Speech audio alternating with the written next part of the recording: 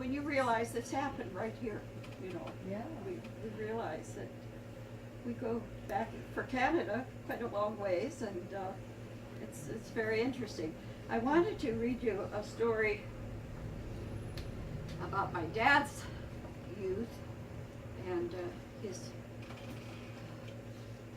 mischievousness, as all little boys have. Just up the street is the Queens Avenue United Church.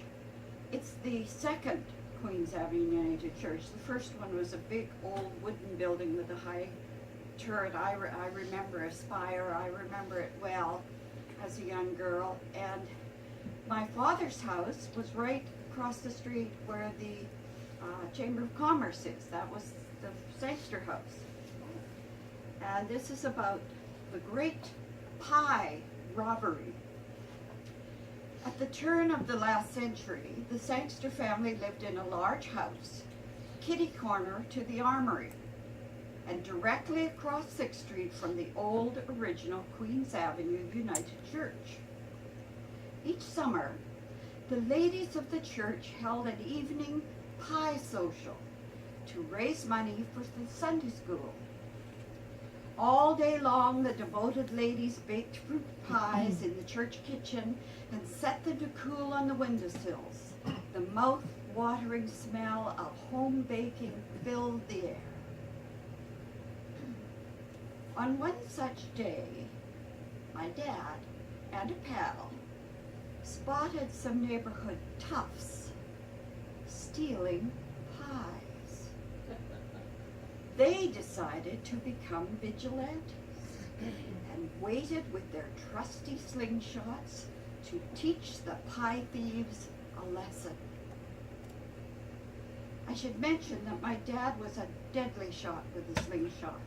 Many a pigeon pie stretched the Sangster food budget. Every bird shot in the head.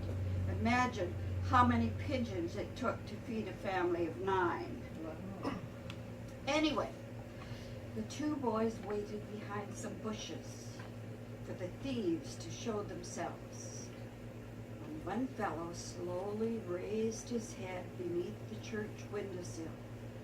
Dad took careful aim and let him have it in the back of the neck. His target let out a holler, turned and spotted the marksman and started to chase them. It wasn't a pie thief at all. It was the huge and fearsome Chief Constable Bradshaw, who had been summoned by the ladies of the church to catch the pie thieves. Oh.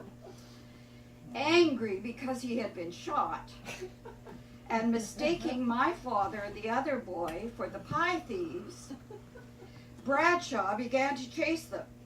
The two shooters went over fences, through backyards, down alleys for several blocks until Bradshaw finally cornered them in a barn. The boys hid themselves in a large empty wooden barrel and held onto the lid tightly as they could. Chief Constable began a methodical search of the barn, but the combined weight of the boys and their tight grip on the lid fooled him into thinking it was a full barrel with a nailed down lid. Dad swore he was sure Bradshaw could hear their pounding hearts. The policeman was positive he recognized a couple of Sangster boys. So my grandmother Elizabeth was puzzled when Bradshaw pounded on her door and demanded to see Dad's twin, Philip, and another brother, Rufus. When the two Sangster boys appeared, clean, cool, not a hair out of place, the detective realized he'd made a mistake, and he lumbered away muttering to himself. A quarter of a century later, when Chief of Police Bradford was addressing a New Westminster civic dinner, he told the story of the unsolved mystery of the pie robbery. He then turned to Louis Sangster, the youngest alderman at the head table, and he said, "Why do I have the feeling that sharpshooter of that day long ago who raised a lump on the back of my neck the size of a bantam's egg is seated not too far away from me at this moment?" When Alderman Sangster's face turned as red as the berries in a pie, Chief Bradshaw knew he had finally solved the case of the great pie robbery.